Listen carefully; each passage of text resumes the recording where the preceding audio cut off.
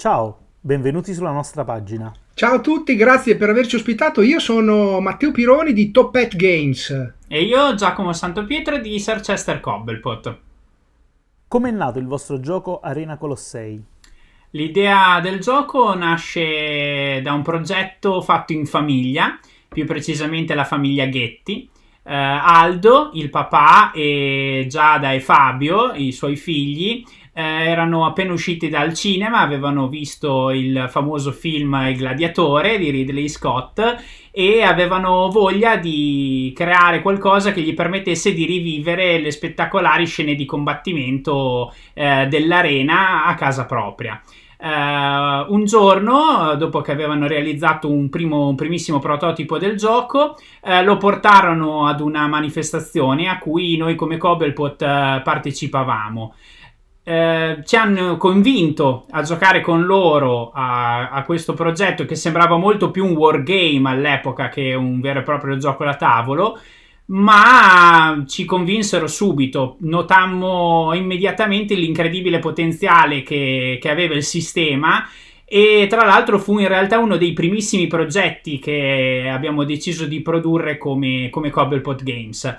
Dopo tanti anni di lavoro, eccoci qua con Arena Colossei. Abbiamo visto che le vostre miniature sono veramente dettagliate. Come e che ricerche avete effettuato?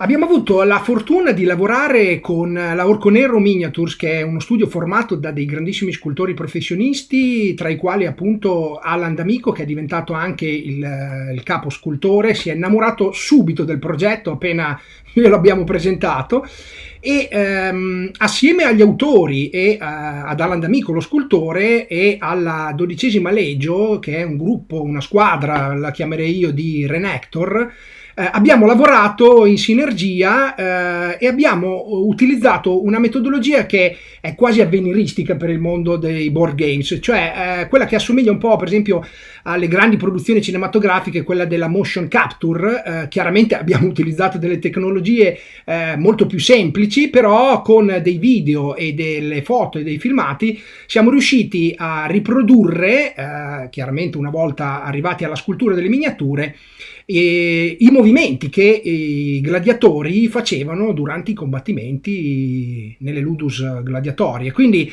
questo ci ha permesso appunto di attenerci molto alle tecniche di combattimento che venivano attuate all'epoca, grazie appunto a una forte e accurata ricerca filologico-storica di tutto il progetto.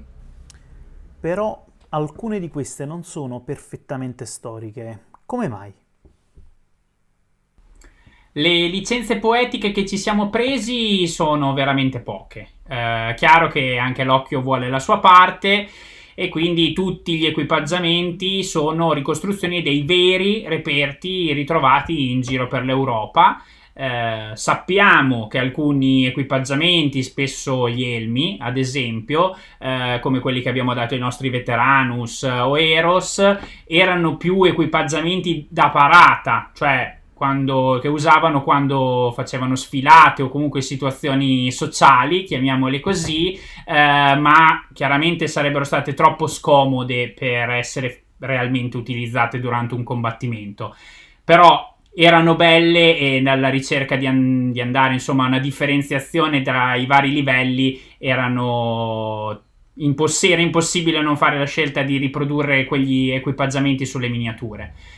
Parlando degli Eros, precisamente, poi tenete conto che la ricostruzione di questi personaggi storici può essere basata solo dalle poche descrizioni di cronaca dell'epoca, al massimo su qualche vecchia immagine rurale, una moneta, un vecchio dipinto o cose di questo tipo. Vi invito a fare una ricerca su Google Immagini, cercate Marcus Attilius Gladiator e vedete che cosa vi appare come primo risultato. Ecco, quella è l'unica incisione esistente, diciamo facilmente reperibile, di Marcus Attilius, il nostro Eros Mirmillo. Capirete che cosa intendo se l'avete vista.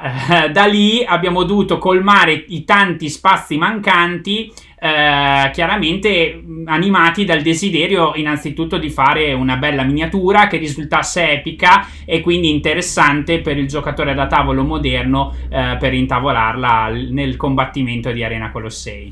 Ma non solo miniature, avete anche inserito una torre per tirare i dati da reperto storico. Beh, sempre per il discorso dell'accuratezza storica, diciamo che visto che il nostro gioco utilizza il dado, che è uno strumento che era molto caro ai romani, ci sembrava giusto tributargli un oggetto che poi i ragazzi della Orco Nero Miniatures hanno eseguito magistralmente e quindi è disponibile nel nostro gioco.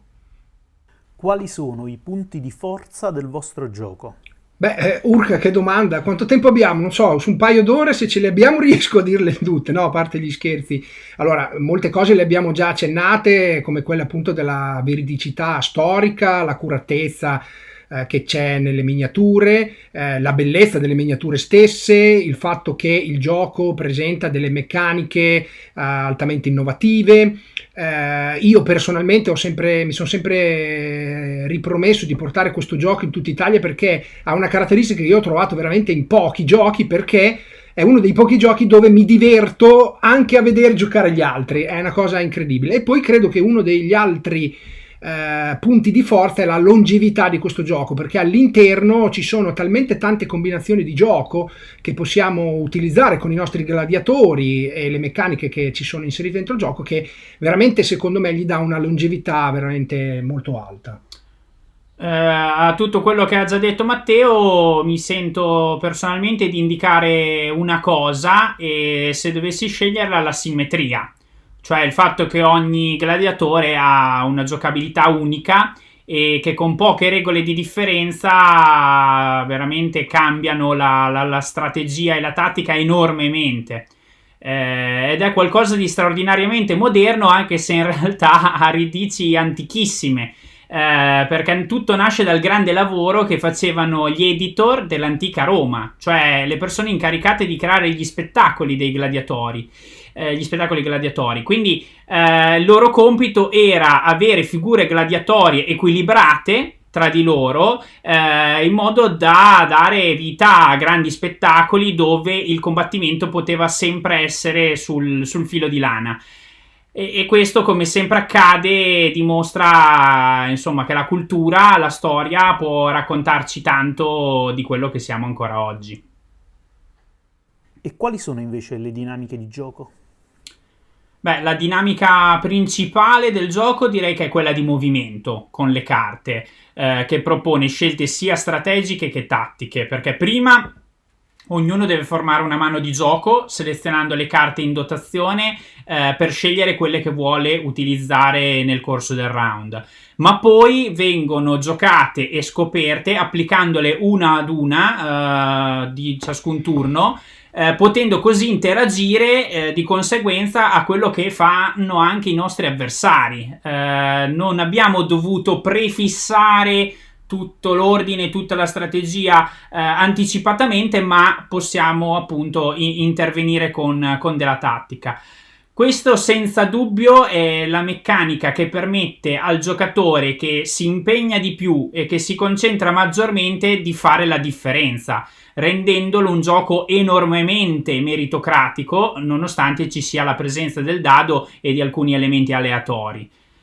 Questo è senza dubbio il principale. Ma mi permetto di aggiungere, Giacomo, che siccome le dinamiche sono veramente tante e variegate, noi vi invitiamo a provare il gioco almeno su Tabletop Simulator, che diciamo che in questo periodo soprattutto che ci blocca a casa, è una buona soluzione alternativa alle fiere, no? Dove in realtà poi i giochi si provano e si sperimentano. Quindi chi di voi è interessato a provare il gioco sulla piattaforma online può entrare nel nostro sito della Topette Games e fare una richiesta specifica e poi provare il gioco.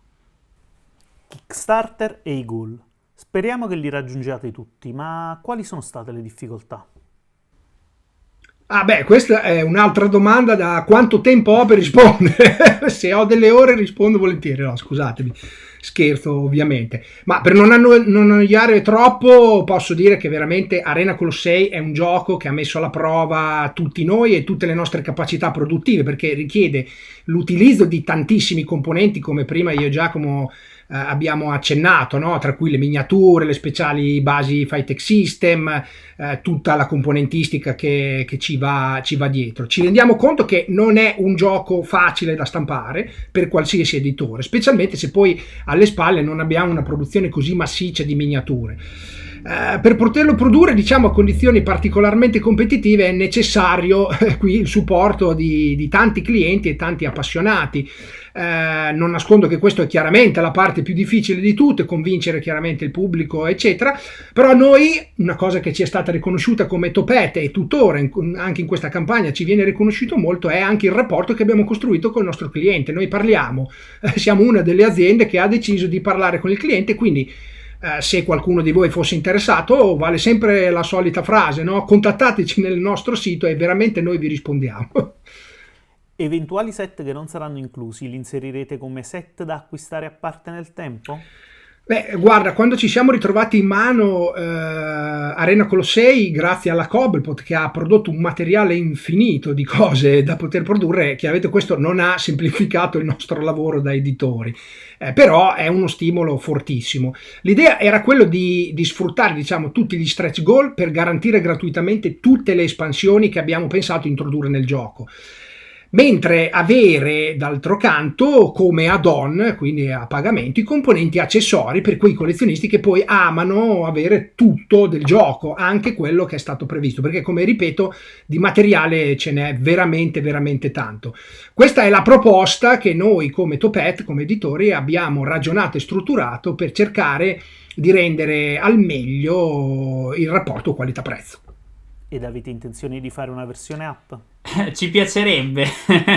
Arena Colossei attualmente è un gioco troppo complesso per pensare di sviluppare internamente una versione digitale che vada ovviamente oltre a quella della prototipazione che abbiamo già fatto per Tabletop Simulator, quindi in un certo punto di vista si può già dire che ne esiste una versione digitale grazie a quella piattaforma che, come ricordava Matteo, è possibile provare gratuitamente grazie alla Topet Games. Chiaro che in futuro sì, sarebbe bello se qualche software house che abbia interesse per questa tipologia di giochi si facesse avanti. Penso che potrebbe uscirne un prodotto molto buono anche in forma videoludica, proprio perché il Fightech System e diciamo tutto il regolamento di Arena Colossei è molto preciso, molto strutturato, quindi delle logiche da computer, diciamo così, potrebbero rendere molto bene anche in una immaginaria sezione competitiva contro il computer, ecco. Immagino che abbiate in mente molti progetti. Qualche anticipazione? Come Sir Chester Cobblepot, in realtà ritorniamo su Kickstarter tra pochi giorni, grazie alla partnership con Galacta, che lancia il nostro nuovo progetto, The Shadow Planet, di cui tra l'altro sono autore insieme a Gianluca. E poi abbiamo molto altro in cantiere, come potete facilmente immaginare, tra cui un nuovo progetto a cui teniamo molto, un progetto biografico dedicato a un famoso pittore nord europeo. Immagino che sappiate di chi sto parlando, ma non mi posso sbilanciare oltre. Invece noi della Topet Games, va bene, siamo chiaramente impegnati, come ben si sa, sulla campagna di Arena Colossei. Siamo in procinto di consegnare la Special Limited Edition del gioco ufficiale delle celebrazioni nazionali di Dante 2021. Abbiamo avuto l'onore di essere l'editore di questo gioco, visto che siamo nell'anno dantesco.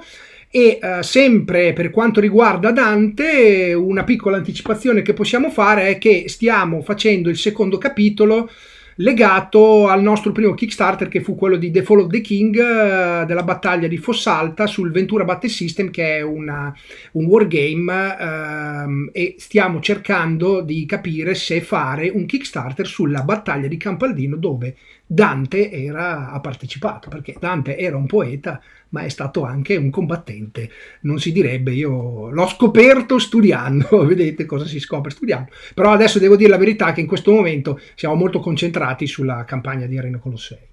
Grazie del vostro contributo, siamo felici di aver ospitato la vostra realtà. Speriamo di rincontrarci presto. Beh, grazie a voi, voglio dire, dell'ospitalità e voglio dire, speriamo di incontrarci nell'arena.